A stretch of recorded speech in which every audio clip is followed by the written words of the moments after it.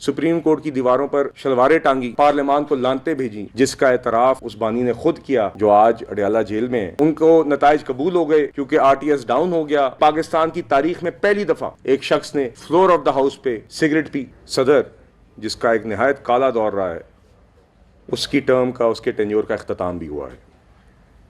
एक ऐसा शख्स जो कि कानून, आइन और जमहूरियत शिकन था, जिसने कभी भी आरिफ अलवी साहब की मैं बात कर रहा हूँ, नाम लेने में कोई मजाका नहीं है।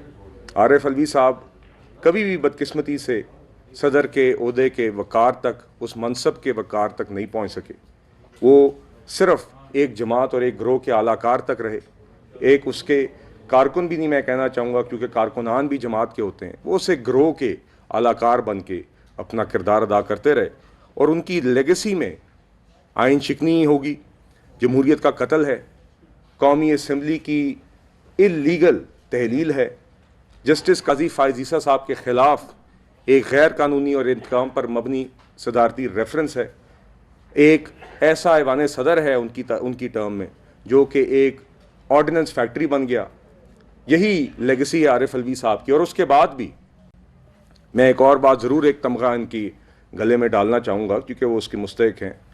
वो ये कि जब 2022 में आइनी तरीके से एक वोट ऑफ नो कॉन्फिडेंस हुई, तो उसके बाद वो फिर से अपनी उसी ग्रोह का आलाकार बनते हुए उन्होंने अपनी जमात के बानी की एक मीटिंग करवाई अपने दफ्तर को इस्तेमाल करते हुए, जिसका एतराफ़ उस बानी ने खुद किया और जिसमें उन बानी ने, जो आज अडयाला जेल में है, उन्होंने खुद एतराफ़ किया एक टीवी इंटरव्यू में कि उस मीटिंग के नतीजे में उन्होंने फिर पंजाब और खैबर पख्तूनख्वा की असम्बलियाँ तहलील कराई। वो भी गैर आइनी काम और फिर से गैर आइनी मीटिंग सदर आरिफ अलवी साहब ने करवाई और साबित किया अपनी टर्म के 5वें साल में भी कि वो सिर्फ उस ग्रोह के एक कलाकार थे। देखिए, 8 फरवरी को जो इंतखाबात हुए हैं, उसके नतीजे में आपने देखा कि कोई भी एक जमात हुकूमत नहीं बना सकी। आपने देखा कि जो आवाम ने एक मैंडेट दी, उसके नतीजे में मुख्तलिफ जमातों को सीटें मिली और एक ऐसी सूरत हाल पैदा हुई जहाँ पे सियासी जमातों को आपस में बात करना पड़ी ताकि एक हल निकल सके और मुल्क को आगे ले जाया जा सके। हमने आवाम की मैंडेट का एहतराम किया।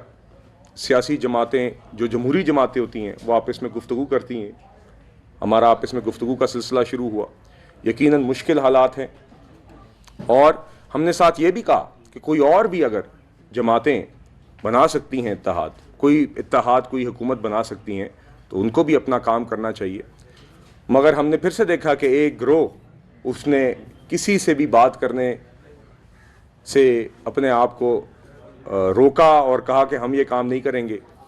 तो हमने भी मुल्क के हालात देखते हुए पीपल्स पार्टी के साथ बातचीत की, MQM के साथ बातचीत की और दीगर जमातों से बातचीत की और उसके नतीजे में एक सियासी इत्तेहाद तश्कील दिया गया, जो कि इस वक्त मुल्क की ज़रूरत थी, ताकि इलेक्शंस के नतीजे में जो आवाम ने मैंडेट दिया है उसको आगे ले जाते हुए एक हुकूमत कायम की जाए, ताकि जो मुल्क के मुआशी मसाइल हैं, जो मुल्क में सियासी इस्तेहकाम है, मुआशी मसाइल के हल के लिए, सियासी इस्तेहकाम कायम करने के लिए एक हुकूमत बनाई जाए ताकि मुल्क को आगे ले जाया जा सके।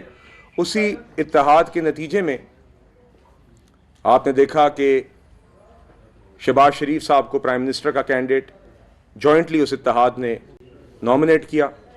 आसिफ अली जरदारी साहब को सदर का कैंडिडेट जॉइंट नॉमिनेट किया और आपने देखा कि इत्तेहाद ने अपनी बात पर कायम रहते हुए शहबाज शरीफ साहब को प्राइम मिनिस्टर भी इलेक्ट कराया अल्हम्दुलिल्लाह, और आसिफ अली जरदारी साहब को गुज़िश्ता रोज़ सदर भी मुंतखब कराया। मैं बात करना चाहूँगा उस शोर के मतलब जो कि एक ग्रोह फिर से इस मुल्क में मचा रहा है, जो कि साबिक PTI कह लें, अभी आप उसको सुन्नी इत्तेहाद काउंसिल का नाम दे दें, काम वही है, हरकतें वही हैं। और आज जो इलेक्शन में धांधली का शोर मचाया जा रहा है, जो जमात या ग्रोह ये शोर मचा रही है, ये पहली बार ऐसा नहीं कर रही। यही साहिबान या ख़ास तौर पे जो शख्स इनके सरबराह हैं, उन्होंने 2003 से ये सिलसिला शुरू किया हुआ है। 2008 के इलेक्शंस का बॉयकॉट किया, 2013 में 35 पंक्चरों की बात की, 4 हलकों की बात की और बाद में खुद एतराफ़ किया कि उन्होंने 35 पंक्चर के मुतल्लिक झूठ बोला। खोदा पहाड़ निकला चूहा, तब भी ये हुआ था।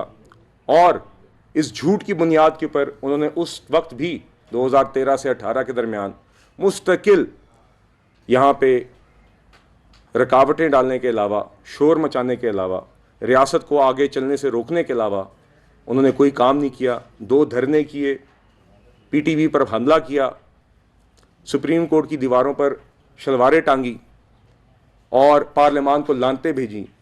यही उनका रिकॉर्ड तब था। और उसी चीज़ को आगे ले चलते हुए आपने, अगर आप 2024 में देखें तो वही काम वो फिर से कर रहे हैं। 2018 में उनको नताइज कबूल हो गए क्योंकि आरटीएस डाउन हो गया, उनकी ख्वाहिशात पूरी हो गई। वो एक ऐसा इलेक्शन था जहां पे सीटें तो दूर की बात, वो टिकट भी अपने खुद नहीं बांट रहे थे, तो उनको उस तरह का इलेक्शन कबूल था। और आज अगर आप 2024 का इलेक्शन देखें तो दीगर सर्वे कंपनीज ने, दीगर पोलिंग कंपनीज ने इलेक्शन से कबल पोल्स करवाए इलेक्शंस के मुतल्लिक। आपने देखा दीगर कंपनियां हैं, आप अच्छी तरह जानते हैं, गैलप है, इप्सॉस है, दीगर कंपनियां हैं, वो सर्विस कराती आई हैं, मुख्तलिफ न्यूज़ चैनल्स पे चलती भी आई थी। तो अगर आप आज नताइज देखें तो मोर और लेस उन सर्वेस के करीब ही नताइज आए हैं। ये वो सर्वेस थे जो आम आवाम से इलेक्शन से कबल 2 हफ्ते पहले, 1 महीना पहले, चंद महीने पहले ये सर्वेज आते रहे थे। और आज अगर आप देखें तो मोर और लेस जो नताइज हैं वो उसके करीब हैं। हाँ, हम ये समझते हैं, हमें यकीन इस बात का अफसोस है कि हम बतौर जमात में मुस्लिम लीग नून का एक कारकुन आपके सामने बैठा हूँ, हमारी अपनी तवक्को थी कि वो जो सर्वेज में नताइज आ रहे थे या जो नताइज आखिर में आए हैं, हम खुद तवक्को कर रहे थे कि हम इससे ज़्यादा सीटें हासिल करेंगे। हमारे भी और दीगर और जमातों की भी दीगर हलकों में इलेक्शन पर एतराज़ात हैं। एक जमात नहीं, दीगर जमातों के होते हैं, मगर यहाँ पे ये तासुर दिया जा रहा है या देने की कोशिश की जा रही है कि क्योंकि वो एक गिरोह उसकी हुकूमत नहीं बनी तो यहाँ पे एक मुनज़्ज़म धांधली हुई है जिससे उनको बाहर रखा गया है। क्योंकि उनको आदत यही है कि कोर्ट्स हों तो गुड टू सी यू वाले कोर्ट्स हों और इलेक्शन हों तो 2018 के आरटीएस डाउन वाले इलेक्शन हों। और मैं साथ साथ आपको ये भी बात कहना चाहूँगा कि ये गिरोह ये दावा कर रहा है कि उनसे 80 सीटें छीन ली गई और मेरी इत्तला के मुताबिक उन्होंने ज़्यादा से ज़्यादा 22 सीटों पर अपना चैलेंज दायर किया हुआ है और उसमें से भी 10 सीटों का ताल्लुक खैबर पख्तूनख्वा में से है। और पंजाब जहाँ से वो दावा करते हैं कि हमारी अक्सरियती सीटें छीनी गई हैं, वहाँ से उन्होंने सिर्फ 6 या 7 सीटों पे मेरी इत्तला के मुताबिक लीगल चैलेंज दायर किया हुआ है। ये आके शोर मचाते हैं मीडिया पर, फ्लोर ऑफ द हाउस पर।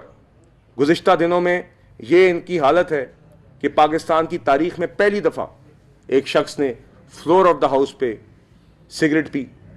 ये पाकिस्तान की तारीख में बड़े काम हुए हैं। यहाँ पे भी एक सियासी और जमहूरी सफ़र है जिसमें उतार चढ़ाव आते रहें, मगर बदकिस्मती से ये काम भी, ये ताज भी इसी गिरोह के सर पर है कि उनके एक मेंबर ने कौमी असम्बली के फ्लोर पे पहली दफ़ा सिगरेट की तारीख फिर से इन्होंने रकम की। तो एक गिरोह जो रोज़ाना कौमी असम्बली में खलल डालने की कोशिश करता है, जो रोज़ाना बाहर मामलात को ख़राब करने की कोशिश करता है, जिसकी रिवायत अब ये बन गई है 10, 12, 13 साल से कि रोको, चीज़ों में रुकावट डालो, काम आगे ना चल सके, बस यही इनका काम है। तो ये गिरोह आज भी ये शोर तो मचा रहा है, मगर जहाँ तक बात है, हम जब कहते हैं कि हर शख्स जिसने भी इलेक्शन लड़ा है, अगर उसको कोई भी एतराज़ है तो उनके पास इस मुल्क में लीगल फॉरम मौजूद है। आप इलेक्शन कमीशन जा सकते हैं, वहाँ पे ओपन कोर्ट्स हैं, वहाँ पे आपके पास कोई शवाहिद हैं, आप पेश करें, आप अपना केस लड़ें। उसके बाद अगर आप उसके फैसले से मुतमईन नहीं हैं तो सुपीरियर कोर्ट्स में, हाई कोर्ट्स और सुप्रीम कोर्ट में चैलेंज के आपके पास मौके दाखिल हैं, वहाँ पे जाने के बजाय। और वहाँ पे आपको याद होगा कि जब उनसे सुप्रीम कोर्ट में पूछा गया कि आपके पास क्या सबूत है, वो कहते जी 8 तारीख की शाम को टीवी पर यह चल रहा था। ये इनकी लीगल पोजीशन है, ये इनकी लीगल तैयारी है।